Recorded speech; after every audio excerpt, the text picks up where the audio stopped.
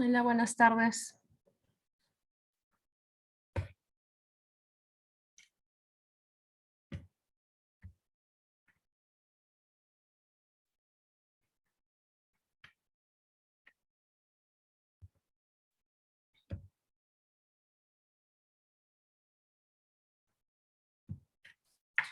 Eh, Buenas tardes con todos. Vamos a empezar con la conferencia de hoy.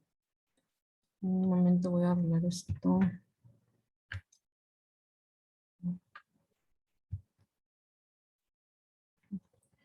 No hay problema, se ve todo bien, se escucha bien, ¿verdad?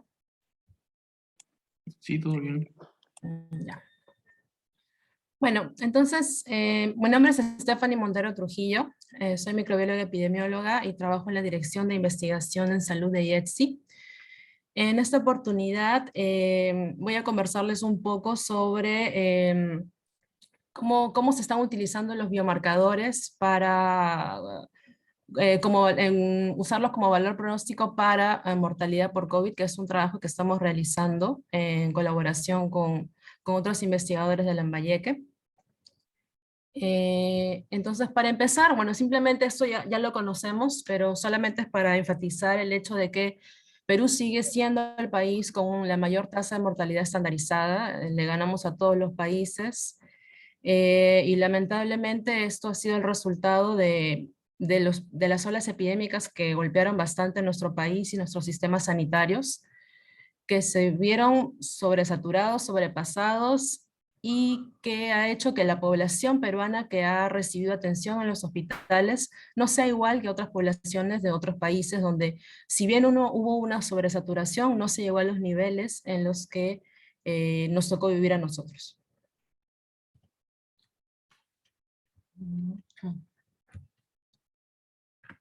Ok, entonces, durante las olas epidémicas, durante los peores momentos en los cuales vivimos esta pandemia en nuestro país, hubo una escasez de recursos en todos los sentidos.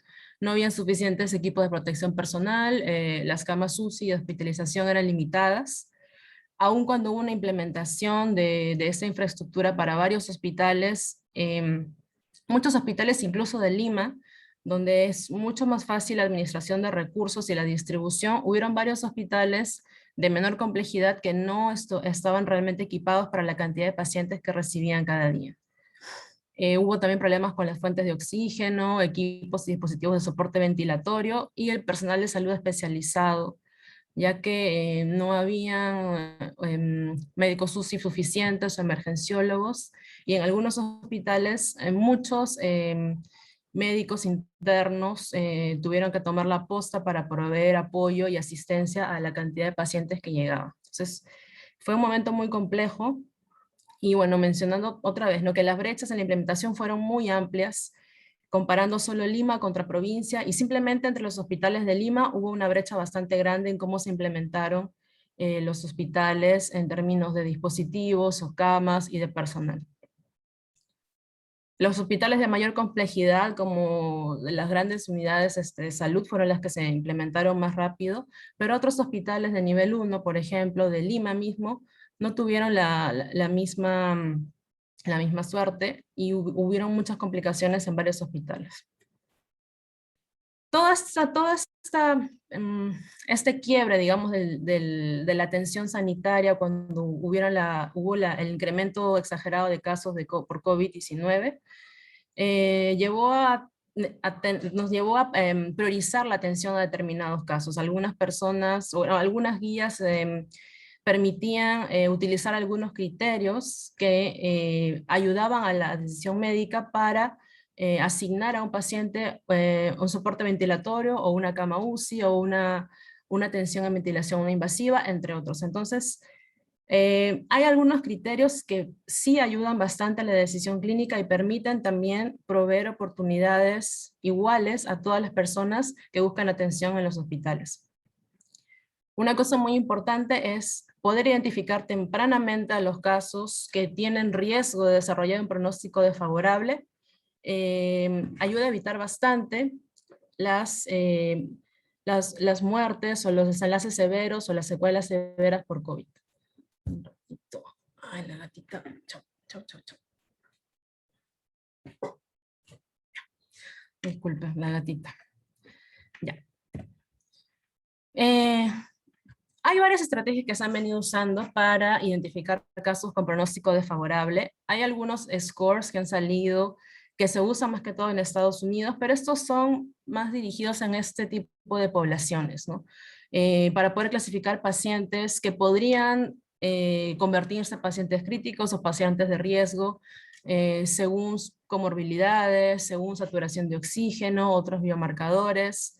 Y en realidad son una agregación de varios factores que van a permitir ayudar a la decisión clínica y clasificar a algunos pacientes como potenciales a ser críticos o no.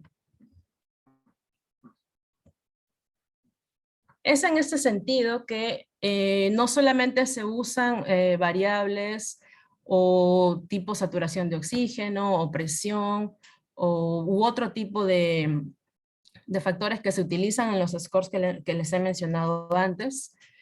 También hay hay biomarcadores que se utilizan y que son el reflejo de la patofisiología que tiene el paciente en el momento de la admisión. Ahora, muchos de estos estudios se han realizado en poblaciones con un contexto completamente diferente, ¿no?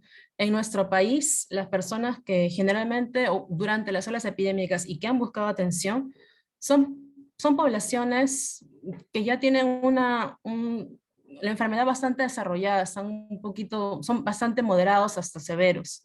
Son personas que llegaban a emergencias con menos del 90% saturación de oxígeno. Entonces, no son poblaciones equivalentes a lo que se ha identificado en otros países, sea Europa o sea Estados Unidos, que son los que más publican en ese tipo de trabajos. Entonces, los biomarcadores no solamente reflejan lo que sucede en el cuerpo del paciente en el momento, sino que también nos pueden servir como pronósticos e incluso también predictores para desenlaces desfavorables como COVID severo o hospitalización en UCI e incluso mortalidad. Algunos biomarcadores que se han identificado, que se han documentado en varios estudios, en realidad estudios muy diferentes, ¿no? Con tamaños de muestra bastante reducido, ¿no? Hay estudios que tienen desde 15 personas hasta metaanálisis que están incluyendo a más de 3.000 personas. Entonces, hay algunas consistencias entre los estudios y hay algunos biomarcadores que siempre que están presentes en la mayoría de estudios y que también están obviamente asociados a la patofisiología de SARS-CoV-2 en los pacientes. Dentro de los biomarcadores de inflamación, obviamente tenemos a las interleuquinas, ya que se ha determinado que el mecanismo inmune en la infección por SARS-CoV-2 es una tormenta de citoquinas, que es una exacerbación en la respuesta inmunológica celular, sí, celular, y lo que va a hacer es generar además, a consecuencia de la producción de estas interleuquinas, se van a ir generando otro tipo de factores que van a participar también como indicadores indirectos de la inflamación. Tenemos también el factor de necrosis tumoral, la proteína C reactiva, que es en realidad un biomarcador indirecto de la inflamación, pero tiene una muy buena correlación con severidad en COVID. Tenemos también a la ferritina, a la creatinina, a la procalcitoína. Y en coagulación, tenemos el dímero D, que es el más conocido y es uno de los mejores predictores también para severidad COVID, es decir, detectarlo en el momento. Fibrinógeno, tenemos también plaquetas, otros factores relacionados a la coagulación. Para la función cardíaca tenemos también como biomarcadoras la troponina, la lactato deshidrogenasa, que es una enzima bastante importante relacionada a unas vías relacionadas cuando hay un déficit de oxígeno.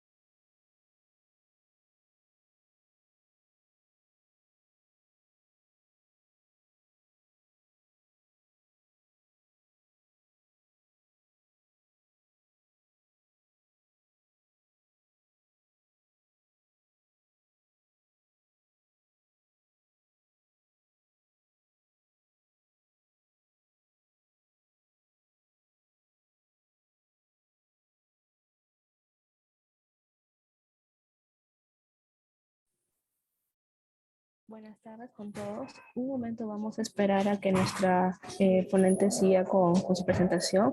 Ha tenido un inconveniente, se le ha apagado el auto, pero en unos minutos va a volver a ingresar. Sí.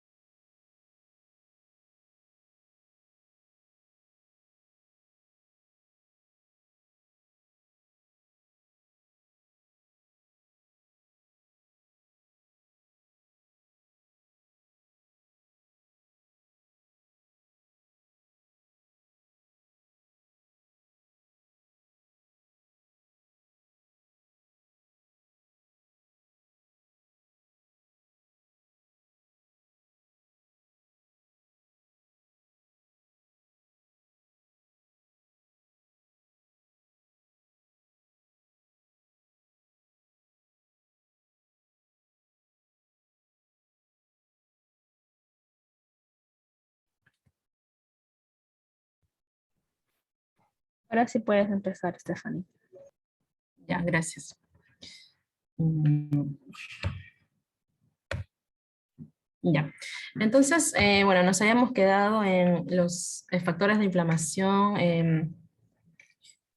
Ok, ya hablábamos de procalcitoína. Procalcitoína también es un biomarcador que está generalmente presente en infecciones bacterianas. Y cuando lo encontramos en infecciones por SARS-CoV-2, se puede presumir que hay una infección bacteriana que está exacerbando la neumonía o que está complicando el cuadro clínico del paciente. De igual manera, en coagulación, el dímero D es uno muy importante que también va a promover a la larga, debido a la hipoxia, falla multiorgánica, de la misma manera la lactatodecinogenasa. Y bueno, como marcadores de infección, son marcadores que ya conocemos, linfocitos, neutrófilos, leucocitos, y bueno, el ratio neutrófilos linfocitos que se ha documentado como importante tanto para, como predictor de severidad por COVID y también mortalidad. Acá hay un error. Bueno, función orgánica tenemos las transaminasas, la albúmina, entre otros. Entonces, estos marcadores son muy importantes. Bueno, como les mencioné, se han documentado como variables asociadas ya tanto a severidad por COVID como a mortalidad. En este intento de poder armonizar o utilizar de manera más generalizada estos marcadores en otras poblaciones o en otros sites, se propuso utilizar unos puntos de corte para poder indicar si un paciente estaba en riesgo o no para COVID. Entonces, esta información la pueden encontrar en UpToDate. Sin embargo, muchos de estos estudios son realizados en otros contextos, ¿no? Como les mencionaba, no son, son poblaciones que han tenido una calidad, no vamos a decir calidad de atención, pero sus sistemas, si bien han estado saturados, no ha sido tan crítico como lo que hemos vivido aquí en Sudamérica, ¿no? En otros países en vías de desarrollo. Entonces, muchos de ellos han sido determinados en otros contextos, son otras poblaciones, son poblaciones que llegan a la emergencia o al hospital en condiciones menos críticas de repente, entonces no necesariamente esto puede ser generalizado a nuestras poblaciones. Tenemos ahí, bueno, los rangos normales y los puntos de corte para los biomarcadores más importantes, el dímero D, la proteína C reactiva, lactato deshidrogenasa, troponina, ferritina y creatinina quinasa. Asimismo, también los linfocitos, dado que en COVID es bastante usual encontrar linfopenia. Estos biomarcadores, si bien son de mucha utilidad, no son determinados en la rutina. A medida que hemos adquirido conocimiento sobre la patofisiología del SARS-CoV-2, se han ido, digamos, implementando esta batería de diagnósticos en algunos hospitales, generalmente de mayor complejidad o con una capacidad de poder, una capacidad de infraestructura y personal de poder ejecutarlos y operarlos en sus instalaciones, pero la mayoría de hospitales no tienen este tipo de, no es tan factible realmente hacer, correr estos biomarcadores en la mayoría de hospitales. Estamos hablando a nivel nacional, estamos hablando en provincia, hospitales de nivel 1 y de menores niveles de complejidad. Sin embargo, tenemos otros marcadores que sí son utilizados en rutina, que son económicos, son de bajo costo, como el conteo sanguíneo completo o hemograma que conocemos. Entonces, esto lo podemos encontrar en hospitales desde el nivel 1 e incluso en algunos centros de salud de niveles más complejos. Em, em, Estos ya han sido usados para otras patologías, otras infecciones, tanto hematocrito, conteo de plaquetas, leucocitos, linfocitos, ya se han utilizado para generar algoritmos predictivos o pronósticos para arbovirus, como por ejemplo dengue, para discriminarlo de otros arbovirus.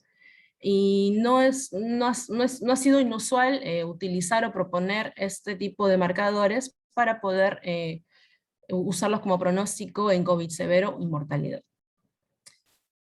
Asimismo, también hay otros marcadores hematológicos relacionados a la coagulación y que no son muy caros de ejecutar y no requiere tampoco infraestructura tan especializada.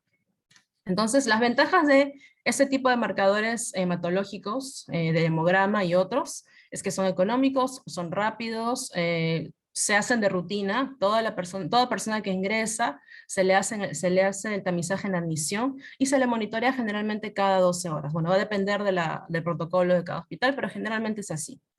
Y bueno, está disponible en la mayoría de hospitales, que son los que generalmente reciben a los pacientes que sienten que ya no pueden ser tratados en su casa, ¿no? Son generalmente pacientes que ya tienen un nivel de severidad, que ya no tienen dificultades para respirar, que están con una tos, de repente ya se complicaron con una coinfección bacteriana. Entonces, generalmente esa es la población que va a llegar a los hospitales.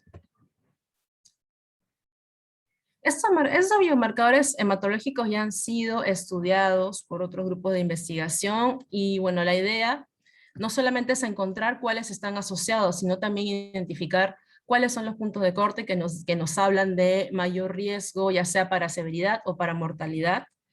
Y bueno, obviamente con el futuro, cuando ya se haya podido armonizar y recolectar una cantidad suficiente de esta información y hayan puntos de corte que sean consistentes, poder generar escalas de categorización. Entonces tenemos en esta tabla, en la primera tabla, bueno, que es la tabla 4 de un artículo de Arnold 2020, lo que hacen es utilizar cada marcador de manera individual e identificar cuáles son los puntos de corte mediante unas pruebas estadísticas.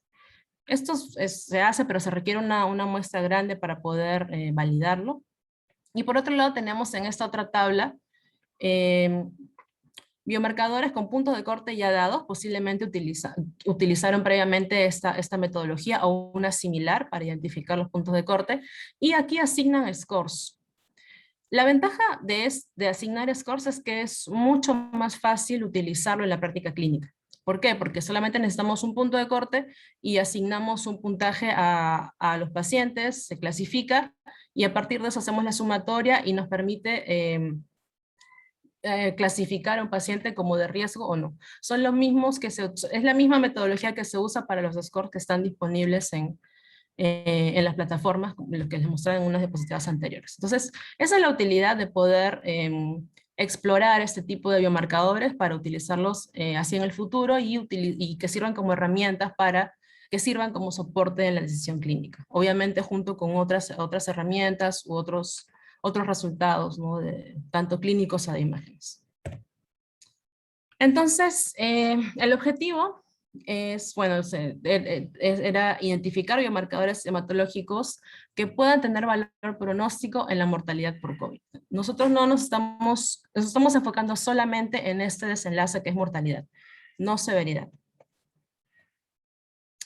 Entonces, este es un estudio analítico retrospectivo longitudinal, donde, bueno, que se analizó a partir de un registro de datos del laboratorio, del Servicio de Patología del Hospital Almanzor de Lambayeque, registros que fueron recogidos entre abril y junio del 2020, esto gracias al equipo del doctor Stalin Tello de Lambayeque, y los esfuerzos de su equipo de investigación para poder recopilar toda esta información valiosa que es bastante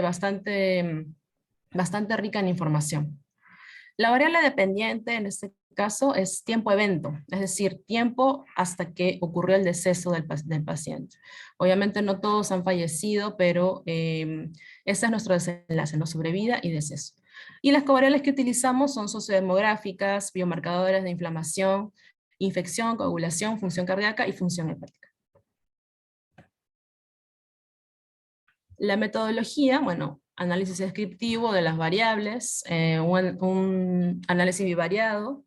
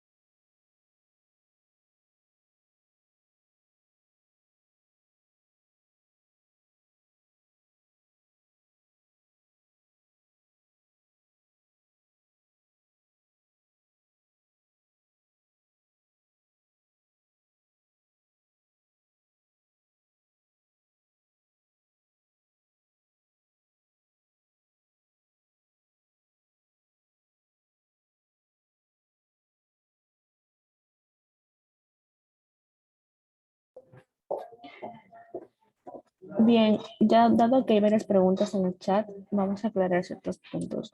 En primer lugar, si todos los asistentes están en casi un poco más del 80% de las ponencias realizadas el día de hoy y las que siguen, se les va a comentar de que tienen que colocar sus nombres completos y todo, y se les va a enviar como una constancia.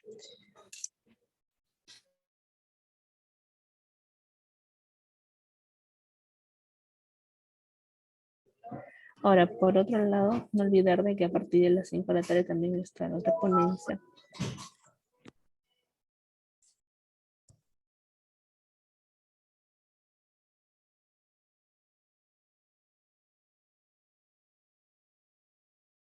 Hola. Ya, Stephanie, ahora sí te podemos escuchar. Un momento voy a dar pase para que puedan grabar la sesión. Ya, gracias. Disculpen, mi laptop parece que murió. Así que estoy desde el celular. No se preocupe.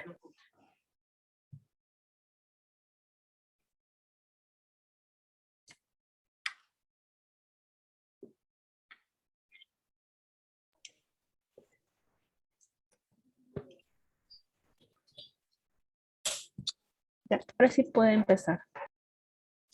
Ya. Me había quedado en la diapositiva en la número 10. 11, la 11.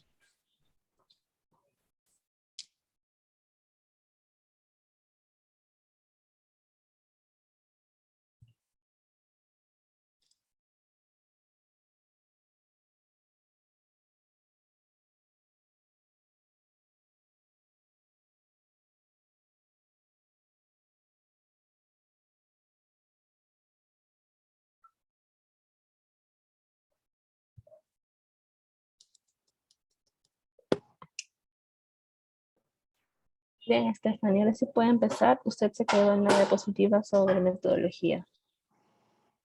Sí, en la 11. Los demás sí pueden ver. En realidad yo no puedo ver si está en la 11. Yo solamente veo la primera.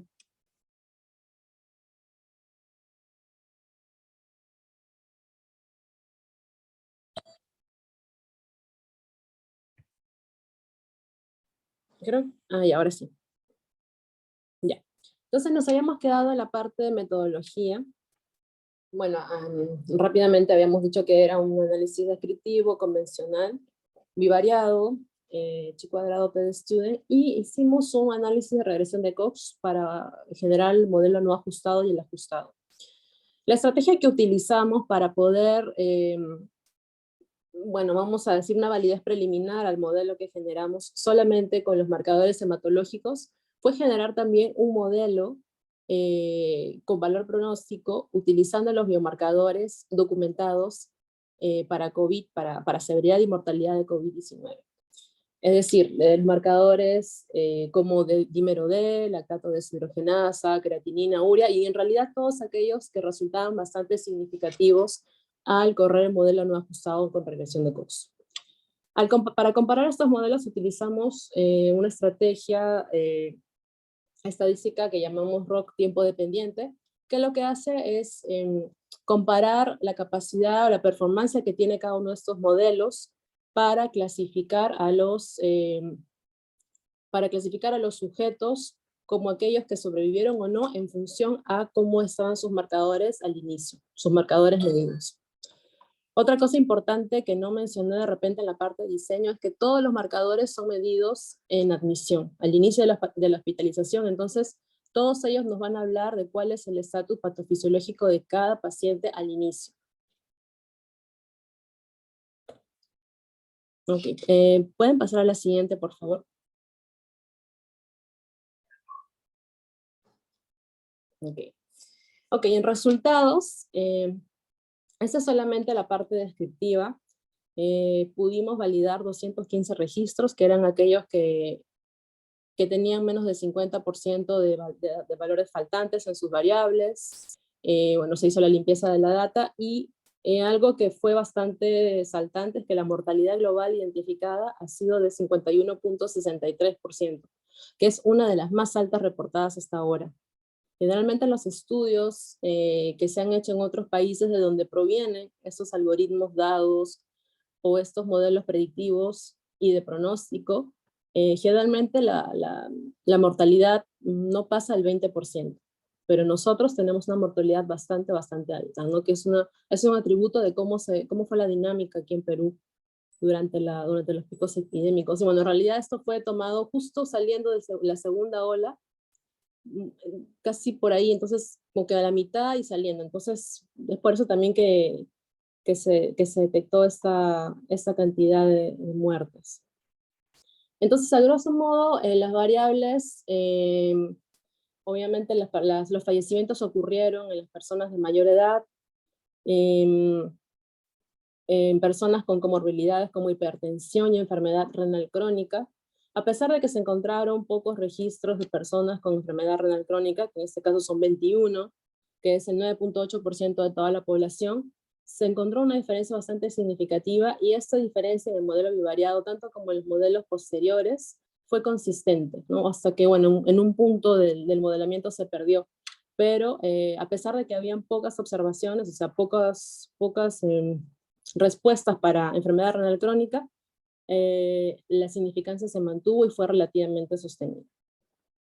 Otra variable importante, que es una variable completamente conocida, es la saturación de oxígeno, que fue mucho menor en pacientes que fallecieron que en los pacientes que sobrevivieron. Pero una cosa a resaltar aquí es que en algunos scores que he revisado antes, generalmente utilizan como punto de corte 90, es decir, pacientes con menos de 90% de saturación de oxígeno son considerados de alto riesgo. Pero en este caso, ambos, o tanto los hospitalizados que fueron sobrevivientes como fallecidos, presentaron menos de esta cantidad. Y bueno, los fallecidos, una media de 81.6 aproximadamente, y esto fue significativo. Siguiente, por favor.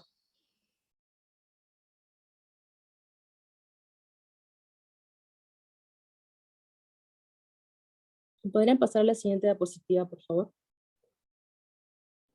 Sí, un momento, por favor.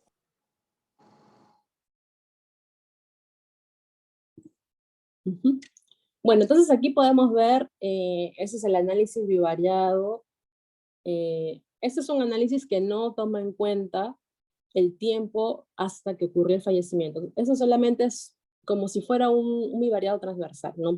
Más o menos para hacer una exploración inicial de cómo se comportan las variables.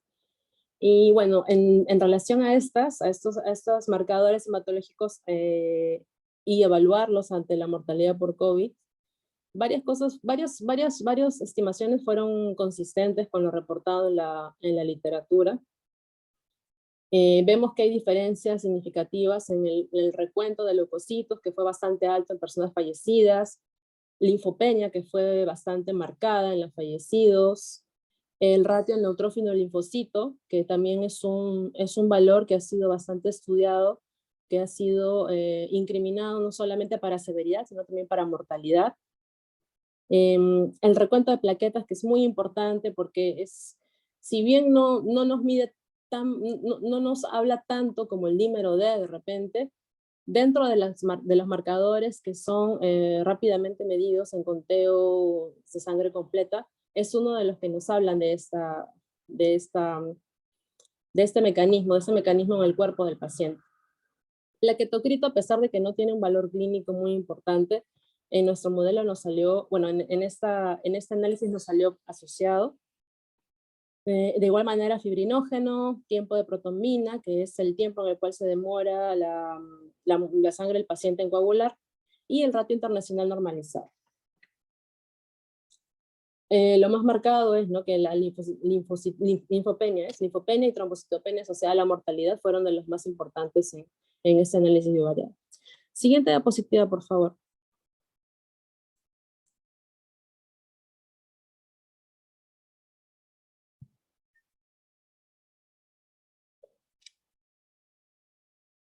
Gracias. Ok, y aquí podemos ver un poco cómo se representan los marcadores, que son los que ya son bastante conocidos y asociados tanto a severidad como mortalidad por COVID-19. Tenemos obviamente que el dímero D es bastante alto en los fallecidos, el fibrinógeno, la lactato deshidrogenasa muy, muy alto también, la proteína C reactiva bastante alta, la urea, la ferritina, que incluso es utilizada como un criterio para clasificar a un paciente COVID como moderado o severo, las aminotransferasas, donde solamente la ALT o TGP resultó significativa, y bueno, la creatinina también. Siguiente diapositiva, por favor.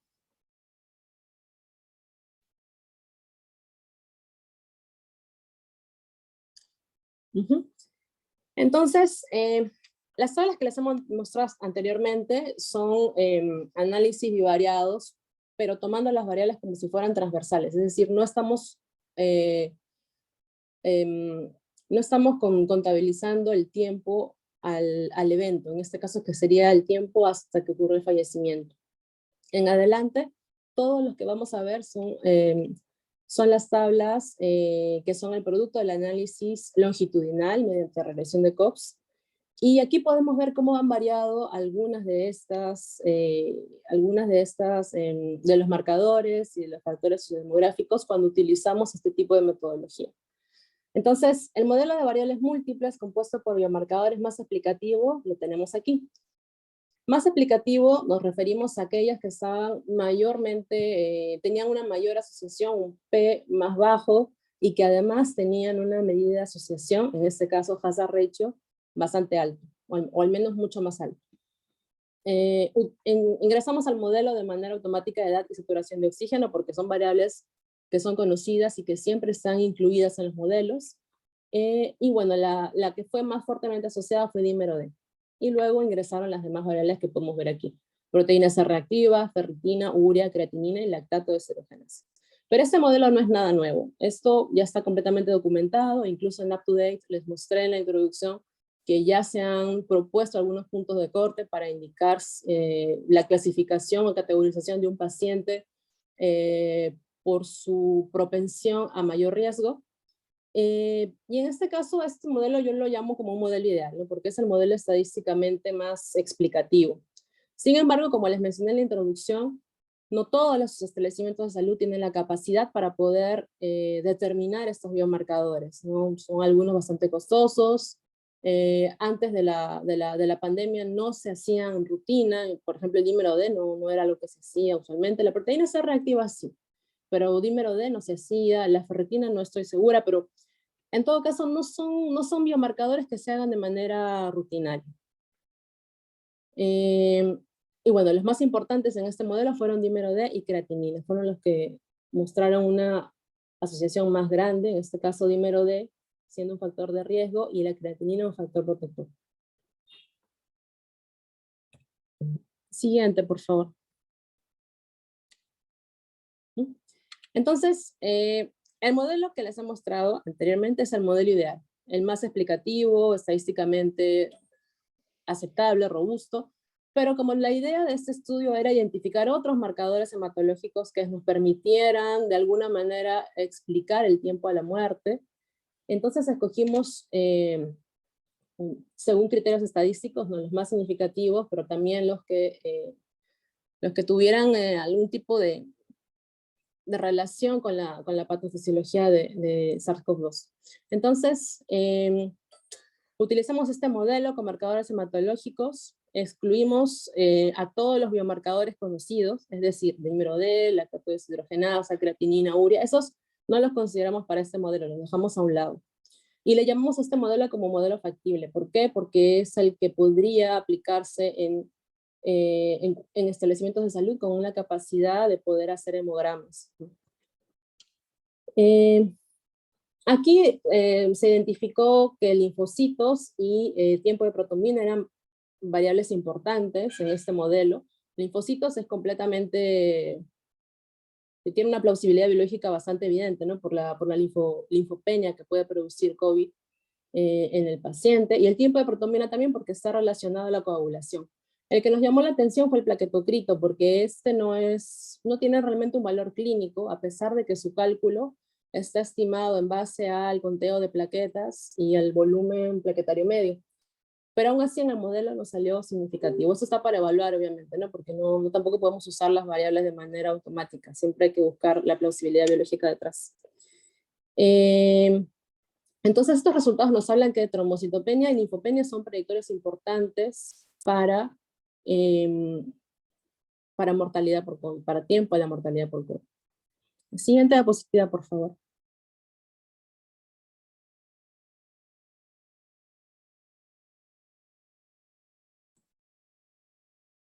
Ok. Entonces, una vez construidos los modelos de variables múltiples, lo que hicimos fue identificar el performance de cada uno, cómo cada uno es capaz de decirnos cuáles son los pacientes que tienen un riesgo a mortalidad, o sea, solo considerando los marcadores específicos. Entonces, para hacer el modelo más parsimonioso, es decir, más sencillo, consideramos solamente las variables que están indicadas acá, es decir, para el modelo ideal, saturación de oxígeno, edad, dímero D, proteína C reactiva, ferritina, urea, creatinina y lactato deshidrogenasa. Y para el modelo factible, que es con los marcadores hematológicos, consideramos a aquellos que nos salieron significativos y que entraron al modelo por sus atributos estadísticos, es decir, además de edad y saturación de oxígeno, plaquetocrito, linfocitos y tiempo de protomina, y además agregamos neutrófilos, NLR, que es el neutrófilos linfocitos ratio, y leucocitos. Esto lo hicimos porque al agregarlos nos permitía mejorar un poco el performance del modelo, a pesar de que eran variables que no son estadísticas, de alguna manera contribuían a mejorar el modelo. Entonces, básicamente, ¿qué nos dicen estos gráficos? El de la izquierda, que es el del modelo ideal, con los biomarcadores conocidos, es un muy buen modelo en realidad, nos explica bastante bien el tiempo a la mortalidad, y en este caso lo hemos calculado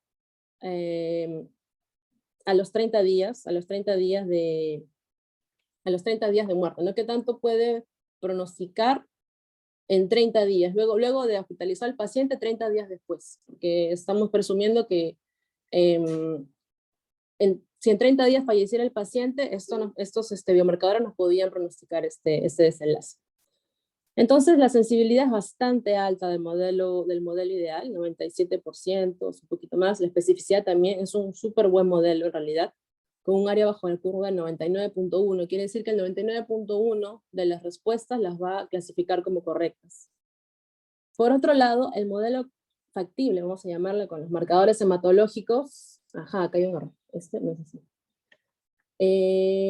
No es 97, es aproximadamente 70, y el área bajo la curva también algo de 70, lo cual no es malo, pero tampoco es bueno.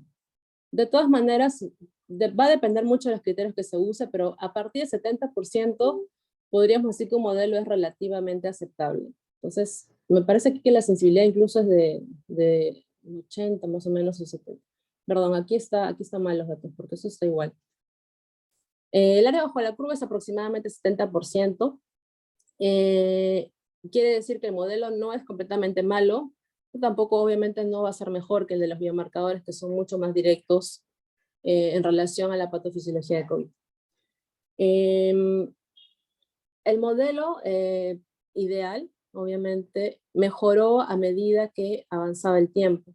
A los 45 días tenía un área bajo la curva cuando tenía 15 días tenía un área bajo la curva menor, 94%, e iba aumentando a medida que los días pasaban. Entonces era un modelo que mejoraba cuando avanzaban los días. Entonces, básicamente, ¿qué nos dicen estos resultados? Que sí podría ser factible generar o construir un modelo con marcadores hematológicos que no son tan costosos, que no son necesariamente tan directos de la patofisiología del COVID, pero utilizándolos en conjunto y en agregado podrían apoyar un poco a clasificar de manera correcta a aquellos que están en mayor riesgo de generar la mortalidad. Siguiente diapositiva, por favor.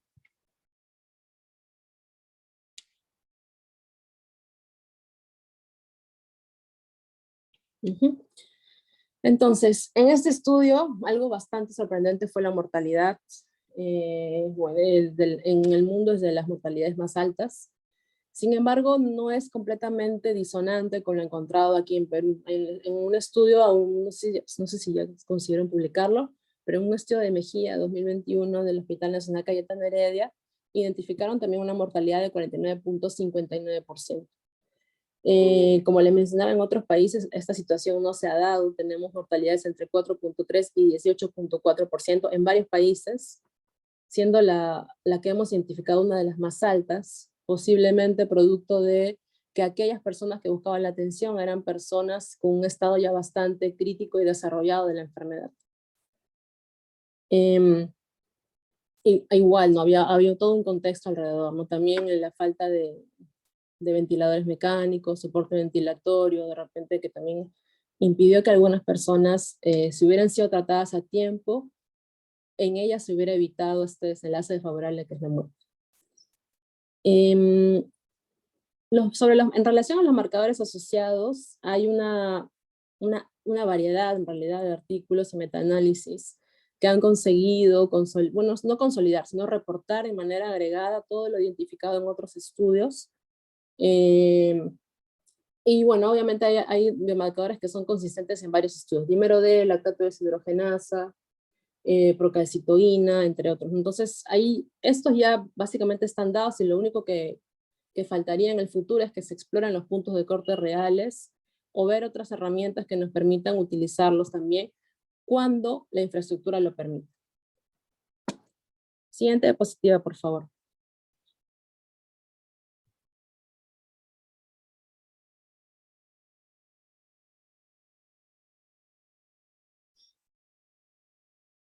Siguiente diapositiva.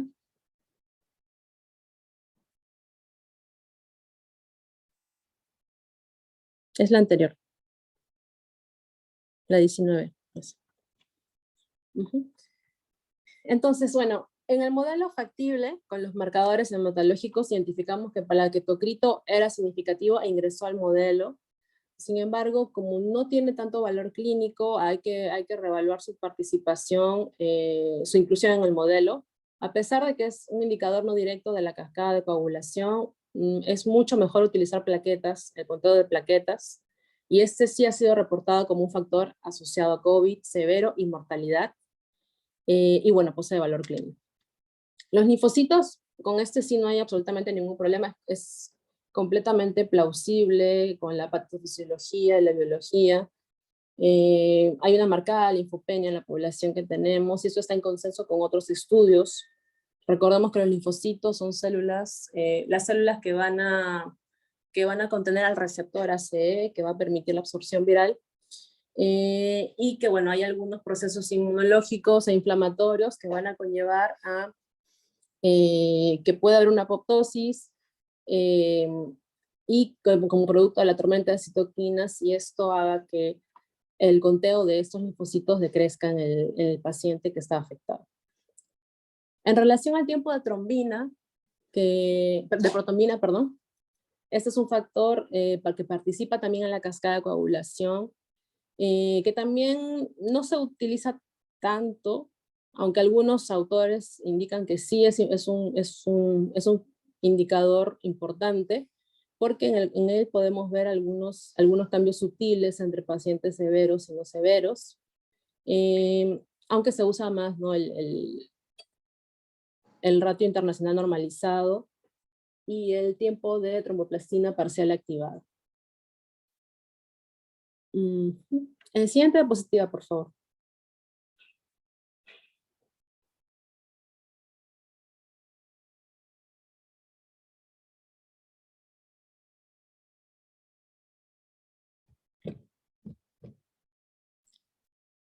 Siguiente diapositiva.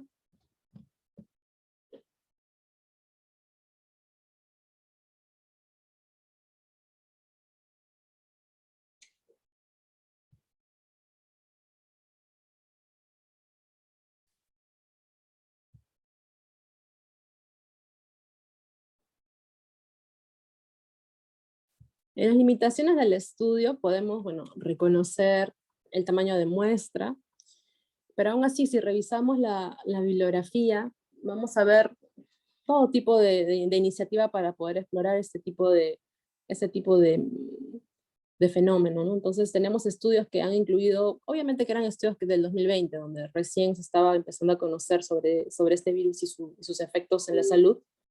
Estudios de 15 personas, de 50 personas, y poco a poco estos pequeños estudios se han agregado en muy buenos metaanálisis que nos permiten entender la consistencia de estos biomarcadores a través de diferentes estudios en diferentes contextos. Pero de todas maneras el tamaño de muestra de nuestra población es una limitante. Aún así, aún con esta limitante, hemos tenido la capacidad de identificar diferencias significativas en la mayoría de factores relacionados.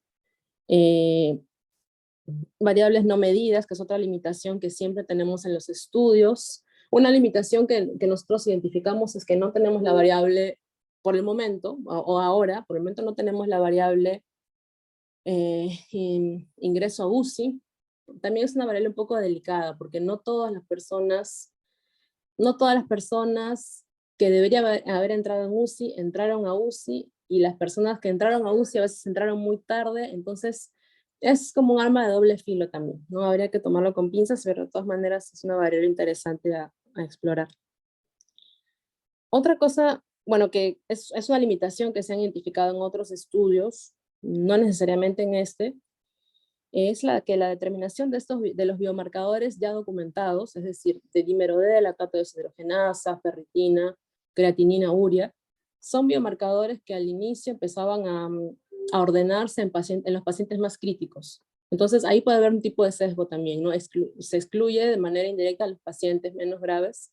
Entonces no podemos entender o conocer el rango de la distribución de estos factores y su rol en la patofisiología y en los desenlaces desfavorables de COVID. Finalmente, la extrapolación, hay que ser bastante conservadores, porque esto solamente es de un único hospital, con un contexto epidemiológico específico. Lo que ocurre en Lambayeque no necesariamente ocurre en Lima, o en Loreto, o en Cusco. Entonces, para poder validar esto, necesitamos obtener información, recoger información de otros sites, pero por el momento la extrapolación es bastante limitada, no solamente a esa población. Siguiente diapositiva, por favor. Entonces, como conclusiones, es reconocido que los marcadores hematológicos son de análisis sencillo, de bajo costo, tienen un valor pronóstico aceptable. No es la primera vez que se usan estos marcadores para utilizarse como pronósticos o como predictores de una infección, de una enfermedad infecciosa. Ya se ha hecho para dengue, ya se ha hecho para chikungunya y para otros. Los modelos que han sido construidos no son equivalentes, o sea, los modelos que incluyen a los marcadores hematológicos no son equivalentes a los modelos que incorporan a los biomarcadores documentados como dímero D, creatinina, lactato deshidrogenasa, troponina, etc. No son equivalentes, pero utilizando de repente algunas variables específicas es posible llegar a una validez aceptable, ¿no? Nunca va a llegar al 95% de repente, pero en el nuestro, que hemos llegado al 70%, igual está bajo evaluación, o sea, es preliminar. Hay que utilizar otras herramientas para validarlo mejor, y junto con otras herramientas de soporte para la decisión clínica, como resultados de imágenes, los scores que están dados también en la literatura. Eso de repente, agregando toda esta información, se podría mejorar la decisión diagnóstica y detectar tempranamente a los pacientes que podrían desarrollar un pronóstico desfavorable. Y finalmente, bueno, queda como tarea para todos nosotros poder recoger información de otros hospitales para ver cómo se comportan estos biomarcadores en otros sites y de alguna manera armonizar. Sí, eso sería todo. Gracias. No sé si hay alguna pregunta. Más bien, disculpen por las interrupciones. Parece que mi laptop ya falleció, entonces, más bien disculpa por eso. Bien, Stephanie, muchas gracias por tu ponencia. En verdad es importante ese tema más en nuestra actualidad. Bien, para finalizar, de repente, si nuestros asistentes tienen una duda, inquietud, favor de repente quizás levantar la mano y de repente realizar su pregunta para que Stephanie pueda absolver sus dudas. Gracias.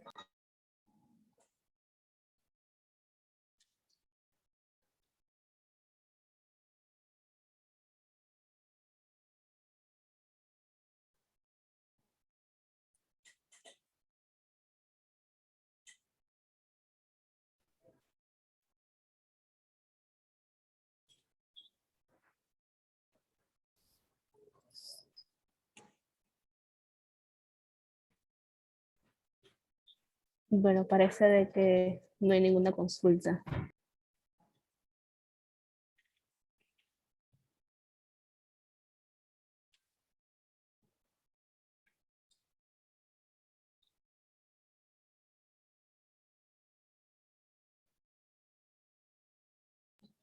Bueno, entonces, dado que no hay ninguna consultas, damos por concluido esta ponencia. Gracias, Stephanie, por tu participación. Felicitaciones. Y a invitarlos a la siguiente ponencia que ya se va a realizar en este momento a las 5 de la tarde. Ok, muchísimas gracias con todos. Gracias, buenas tardes. Buenas tardes.